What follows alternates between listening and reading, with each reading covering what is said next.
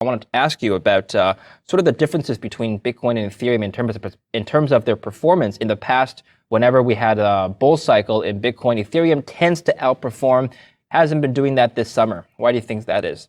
I think this, again, is going back to the fundamentals. There are two sides of the story. On the one side, from a Bitcoin evolution perspective, we see that over the last 6 months, it has been in quote unquote a pullback or consolidation mode from a price perspective. But if you look deeper into the ecosystem, there are actually a lot of positive things going on for Bitcoin. There is further de-risking for the network. If you think about the minor exodus from China, which sent a huge wave of shock through Bitcoin ecosystem and further to the whole crypto world in earlier this year, around May-ish, I believe, April or May.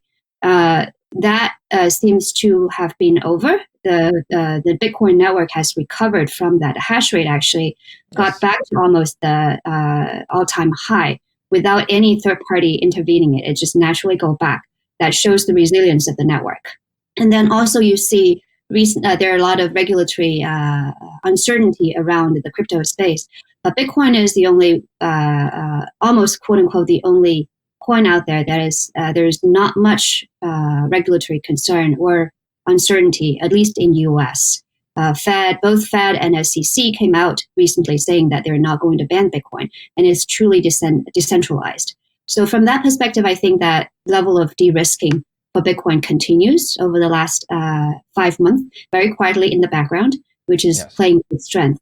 The other side of the story for Bitcoin is that there are also further development of its value proposition as well in the background. We talked about Bitcoin as a store of value playing out in 2020, and that continues to play out this year, right? When you see the monetary policy continues with various jurisdictions, you see the macro economy, and the price actually increases in US as well. People start to feel it. So that still holds. At the same time, there's also a money proposition developing for Bitcoin when you see the first sovereign adoption by El Salvador, which followed by a couple of other countries, and most recently including Cuba. That is interesting because that basically opens the door for the much anticipated usage of Bitcoin as the real money, as the unit of account, and as exchange, medium of exchange happening. And then on the technological side, in that same sense, Lightning Network is actually scaling very nicely over the last year, since starting in 2021. So there are a couple of technical KPIs you want to look at for Lightning. You look at the number of nodes, you look at the number of channels, and you also look at the capacity in the channel. All those three metrics, the number of nodes almost doubled since January 2021. The number of channels also almost doubled, actually more than double this year. And then the capacity in the channels reaches about 3,000 BTC most recently. That is, I think, 3 times increase this year. So that speaks to the exponential growth of the Lightning Network as a potential competitor or alternative to Visa, MasterCard, all the legacy payment system that is being built on top of the settlement network, which is the Bitcoin layer. I think the platform could compete. Yeah, the platform definitely could compete with Visa, but we'll still need higher adoption rates of Bitcoin. Absolutely. Not everybody has Bitcoin ready to use for their credit purchases. Yeah. Yeah, but we're seeing that playing out for Bitcoin, and that's why we're seeing it recovering most recently. Then on the other side, when we look at Ethereum to Bitcoin, the trading unit generally has been between, so one Ethereum is generally between 0.1 to 0.3 Bitcoin between end of 2013 to, I would say, March this year. And then when you look at the after March this year, Ethereum started to pick up in its exchange rate to Bitcoin. Sorry, I shouldn't be saying to 0.1. It's 0.01 to 0.03. Now it's last 6 months. It's between 0.0. I want to say 5 to 0.07, and that was mostly driven by the DeFi rise and NFT rise, which a lot of that happens on Ethereum. But back to your point of why over the last month, the Ethereum seemed to be underperforming Bitcoin. On the one hand, you see Bitcoin coming out of that quote unquote consolidation period because of all the fundamental positive trends for that. On the other hand, for Ethereum, Ethereum in 2017, 18, and even 19, up to summer of 2020, has been the only smart contract platform out there. But starting from end of last year to this year, there have been a couple of emerging alternatives to Ethereum, right? Including Avalanche, including Polygon, including Solana, which is kind of new, and even including Stacks, which is basically a smart contract built on top of Bitcoin. Before we continue, help us clicking that YouTube like button and subscribe now to our channel. This shows the algorithm that you valued this information. And it helps us spread that message. Sharing is caring. And now, let's continue. So there are alternatives now, and they're actually solid alternatives. And then also regulatory uncertainty is a little bit higher for Ethereum compared to Bitcoin.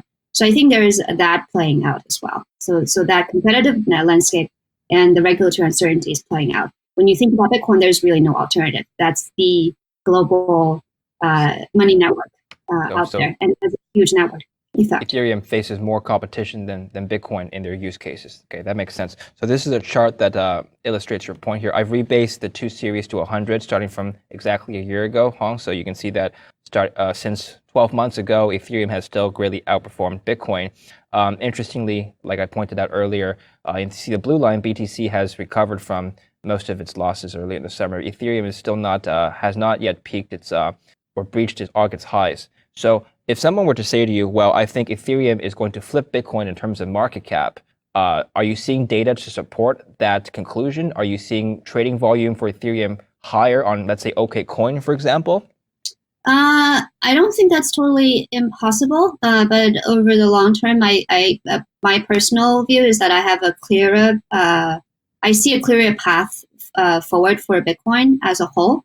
Ethereum, there's a lot of upside for Ethereum too, and for all the other alternatives to Ethereum, and particularly when you see GameFi coming up as a real interesting use case in metaverse, I think it's going to be really interesting to see how that plays out. So I think there are possibilities out there, but we'll see. Yeah. I have to ask you before we move on to OKCoin, because Bitcoin is having a fantastic run in the last couple of days. Do you still think $100,000 is possible this year? I hold my position. Yeah. You hold my position. Okay, good. By the way, I'm a boring hodler, so I don't trade. I don't target specific time for exit, but I'm long-term positive, bullish on Bitcoin. I see. And just in the price, I've heard from several analysts who are more technical in nature. They tell me that if you consider previous price cycles of Bitcoin, 2013 and 2017, each of these cycles have seen Bitcoin rise to a top, hit a double bottom, and then fall down and then stay flat for years. They're saying, well, this could happen again. I mean, it could, it also could not. But basically, they're drawing parallels to previous price cycles. Do you have any comments on that? I tend to think that there are cycles for Bitcoin too, just because it's naturally designed as a 4-year halving cycle. So I think that plays into the supply and demand story. The other side of things is, I think, the mainstream adoption of Bitcoin, either as store of value or as money, as the kind of a cheap exchange, takes time. It comes in waves, right? And people also mentally, psychologically, we are not rational animal. We are emotional. So we tend to get overexcited about some things, and then once we see that we are overexcited, we tend to pull back and pull down a little bit. So there's just natural cycles. So yeah, I tend to believe that there are cycles.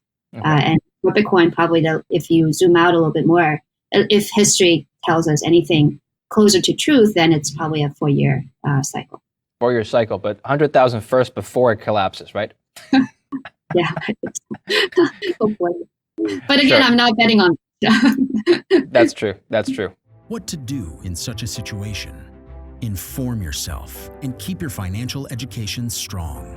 We from the Compact Group offer our loyal subscribers a free educational portal with first-hand monetary, financial, and economic knowledge. Enter our invite-only Insider Club by clicking the link below. You will get access to first-class information far earlier than the rest. we have prepared a special deal for all our members where you can access a giant pool of Robert Kiyosaki's financial wisdom for just $1. To find out more, simply click the link below and join our Insider Club absolutely free. But there is more you can and should do. Build up several streams of income. More and more people realize that they have to take their future in their own hands, but they don't know how and where to start. We from Compact offer our Insider Club members unique opportunities. Strengthen your financial muscle and get the edge. Click the link below. Become part of our free Insider Club. No financial obligations. But there's one important thing you have to know. You have to become active. So do it now. Become active and see you on the other side.